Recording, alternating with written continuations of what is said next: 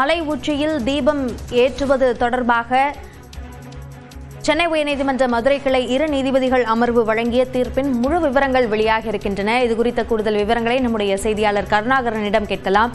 கருணாகரன், இந்த முழு தீர்ப்பு விவரங்களில் என்னென்ன கவனிக்க வேண்டிய அம்சங்கள் உள்ளன?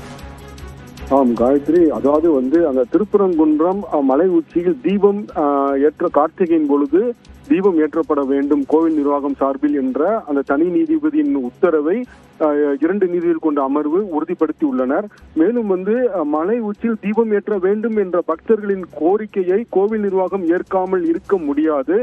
மேலும் காரணம் கோவிலுக்கு சொந்தமான ஒரு இடம் தற்கால் கீழே உள்ள மலைப்பகுதியில் ஒரு இடம் இருக்கு, அங்கு தூண் உள்ளது.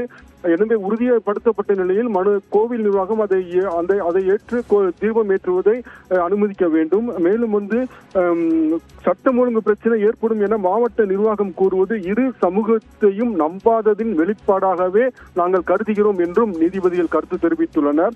அதே போன்று கோவில் நிர்வாகத்தினரில் மட்டுமே அது மேலே ஏற்றி, அதாவது கோவில் நிர்வாகத்தினர் மட்டும்தான் திருப்பரங்குன்றம் மலை உச்சியில் உள்ள தீபத்தில் கார்த்திகை தீபம் ஏற்றப்பட வேண்டும்.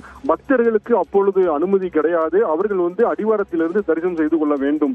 மேலும் மக்கள் கூடுவதை சட்டம் ஒழுங்கு பிரச்சனை என்று கூறுவது மக்களிடையே நல்லிணக்கத்தை ஏற்படுத்த தவறுவதாகவே நாங்கள் கருதுகிறோம். அதாவது சட்டம் ஒழுங்கு பிரச்சனை ஏற்படுகிறது என்று காரணம் காட்டி தீபம் ஏற்ற மறுப்பது ஏற்புடையதல்ல. அது 2 சமூகத்தினருக்கும் உடைய நல்லிணக்கத்தை பாதிப்பதாகவே அமைகிறது. மேலும் அந்த திருப்பரங்குன்றம் மலை உச்சியில் தீபம் ஏற்றப்படும் பொழுது மத்திய தொல்லியல் துறையினுடைய அனுமதியை பெற வேண்டும். அவர்கள் தான் எத்தனை நபர்கள் செல்லக்கூடிய கோவில் நிர்வாகம் சார்பில் எத்தனை நபர் செல்ல வேண்டும் என்பதை அனுமதிப்பார்கள். இதற்கு காவல்துறை உறுதுணையாக இருக்க வேண்டும், மாவட்ட நிர்வாகம் ஒருங்கிணைக்க வேண்டும் என்று உத்தரவில் கூறியுள்ளனர். அதே போன்று அந்த திருமூலரை மேற்கோள் காட்டியுள்ளனர். அதில் திருமூலர் ஒரு தீப ஒளியை சிவனாக உருவகப்படுத்தியுள்ளார். எனவே மலை உச்சியில் இந்த திருப்பரங்குன்றம் மலையும் அவ்வாறே பார்க்கப்படுகிறது. எனவே மலை உச்சியில் தீபம் ஏற்றக்கூடிய அந்த கோவிலுக்கு சொந்தமான இடத்தில் தீபம் ஏற்றுவதை அனுமதிக்க வேண்டும் என்று நீதிபதிகள் உத்தரவில் தெரிவித்துள்ளனர்.